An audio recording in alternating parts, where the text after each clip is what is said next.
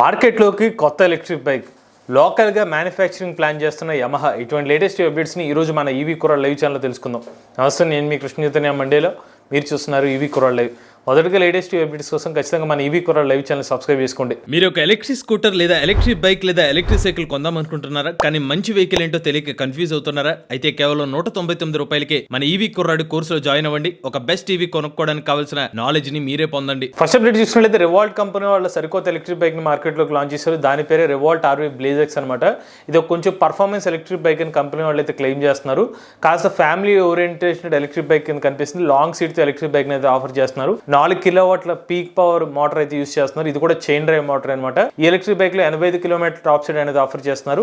Battery pack 3.24 కిలోవాట్ల capacity అయితే ఉంటుంది. ఒకసారి ఛార్జ్ పెడితే 150 కిలోమీటర్ల సర్టిఫైడ్ రేంజ్ అయితే క్లెయిమ్ చేస్తున్నారు.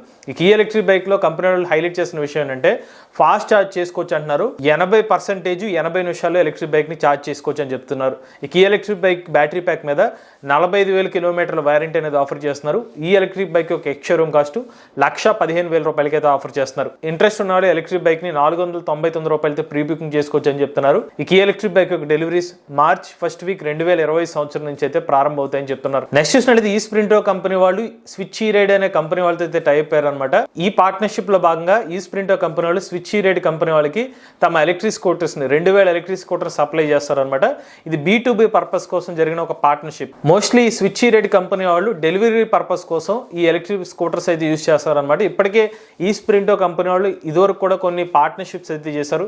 బిగ్ బాస్కెట్ కానివ్వండి, బ్లింకిట్ కానివ్వండి, ఇటువంటి B2B పర్పస్ కోసం వీళ్ళు ఎలక్ట్రిక్ స్కూటర్స్ అయితే ఆఫర్ చేస్తారు. ఇప్పుడు కొత్త కొలాబరేషన్ లో భాగంగా 2000 ఎలక్ట్రిక్ స్కూటర్స్ అయితే ఆఫర్ చేస్తున్నారు. నెక్స్ట్ చూసినట్లయితే యమహా కంపెనీ వాళ్ళు లోకల్ గా తమ ఎలక్ట్రిక్ 2-వీలర్ మ్యానుఫ్యాక్చర్ చేయడానికి సిద్ధమవుతున్నారు.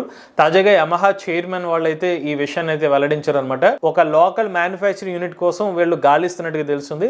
వన్స్ కన్ఫర్మ్ అవుతే గనక యమహా సంబంధించిన ఎలక్ట్రిక్ వెహికల్స్ భారతదేశంలోనే మ్యానుఫ్యాక్చర్ చేయాలనే ప్లాన్ తో అయితే వస్తున్నారు.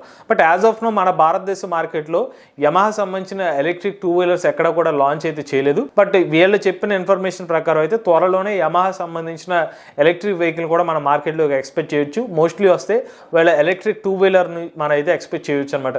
ఇప్పటికే యమహా కంపెనీ వాళ్ళు రివర్ ఎలక్ట్రిక్ కంపెనీలో ఇప్పటికే ఇన్వెస్ట్మెంట్ చేశారు. మీకు తెలిసే ఉంటుంది, రివర్ ఇండియా అనే ఒక ఎలక్ట్రిక్ స్కూటర్ ఉంది కదా. రివర్ ఇండియా ఎలక్ట్రిక్ స్కూటర్ లో మేజర్ ఇన్వెస్ట్మెంట్ చేసింది యమహా గ్రూప్ వాళ్ళే. ఇక నెక్స్ట్ చూసినట్లయితే కైనెటిక్ గ్రీన్ నుంచి రాబోయే 6 నుండి 8 నెలల్లో సరికొత్త ఎలక్ట్రిక్ స్కూటర్ అనేది తీసుకొస్తామని చెప్తున్నారు. ఇది ఒక ప్రీమియం సెగ్మెంట్ ఎలక్ట్రిక్ స్కూటర్ అని చెప్తున్నారు. ఇప్పటికే కైనెటిక్ గ్రీన్ సంబంధించి కొన్ని ఎలక్ట్రిక్ స్కూటర్స్ మనకు అందుబాటులో ఉన్నాయి.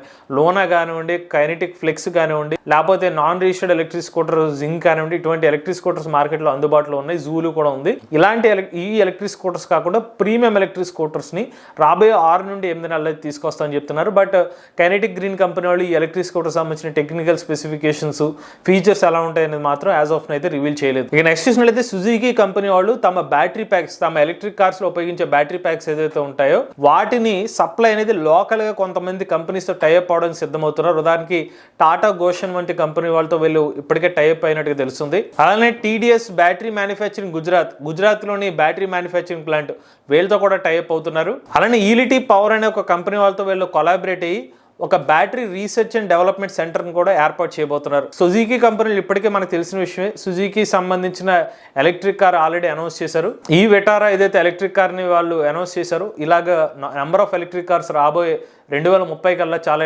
4 ఎలక్ట్రిక్ కార్స్ ని కూడా తీసుకొస్తామని సుజుకి కంపెనీలు అనౌన్స్ చేశారు. కాబట్టి సో ఆ పైప్ లైన్ లో భాగంగానే చాలా మంది కంపెనీస్ అయితే వీళ్ళు కొలాబరేట్ అవుతున్నట్టుగా తెలుస్తుంది. ఇక నెక్స్ట్ చూసినట్లయితే క్వాంటమ్ స్కేప్ కంపెనీ వాళ్ళు తమ సాలిడ్ స్టేట్ బ్యాటరీ ప్యాక్స్ మీద ఒక మార్కెట్ అనాలిసిస్ చేశారనమాట. భవిష్యత్తులో సాలిడ్ స్టేట్ బ్యాటరీ ప్యాక్స్ కే ఎక్కువ మంది కంపెనీస్ మొగ్గు చూపే అవకాశం ఉంటుంది.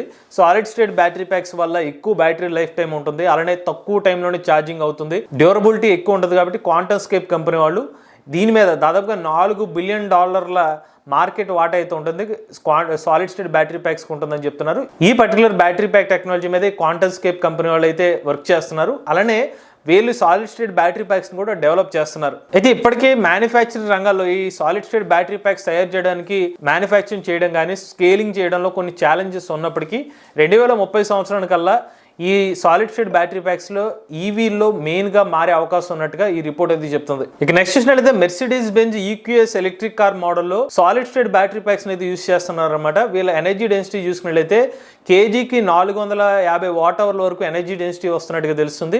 ఇది సెల్ లెవెల్లో అనమాట, ఇది బ్యాటరీ ప్యాక్ లెవెల్లో కొంచెం తగ్గుతుంది అనమాట.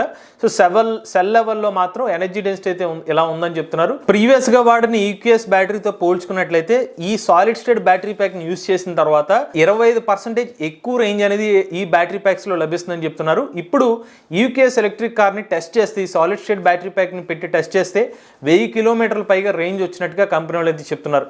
బట్ యాజ్ ఆఫ్ నో అయితే మెర్సిడీస్ బెంజ్ కంపెనీ వాళ్ళు ఈ ఎలక్ట్రిక్ కార్ని, ఈ సాలిడ్ స్టేట్ బ్యాటరీ ప్యాక్ని ఉపయోగించిన కార్ని ఎప్పుడు తీసుకొస్తారనే సమాచారాన్ని అయితే ఇంకా రివీల్ చేయలేదు. ఇక చివరి అప్డేట్ చూసుకున్నట్లయితే నికోలా కంపెనీ వాళ్ళు బ్యాంక్రప్సీని ప్రకటించారండి.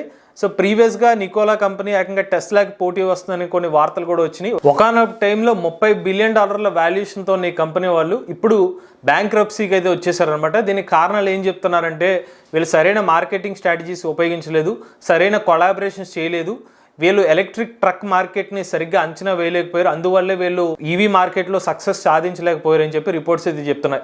సో వీళ్ళు ఎలక్ట్రిక్ ట్రక్ 800 కిలోమీటర్ రేంజ్తో ఎలక్ట్రిక్ ట్రక్ని ఆఫర్ చేస్తామని చెప్పారు. ఇనీషియల్గా మంచి ప్రీ బుకింగ్స్ కూడా వచ్చినాయి. బట్ దాని తర్వాత దీన్ని వీళ్ళకి ఏదైతే షేర్స్ వచ్చినాయో, డబ్బులు వచ్చినాయో అంతా కూడా వాడేశారనమాట. దాంతో ఈ కంపెనీ ఇప్పుడు బ్యాంక్రప్సీని అయితే ప్రకటించింది. ఇవి లేటెస్ట్ అప్డేట్స్ అంటే ఇటువంటి లేటెస్ట్ టీవీ కనెంట్ కోసం ఈవీ కుర్రాడు లైవ్ ఛానల్ సబ్స్క్రైబ్ చేసుకోండి. Charge the nature, drive the future.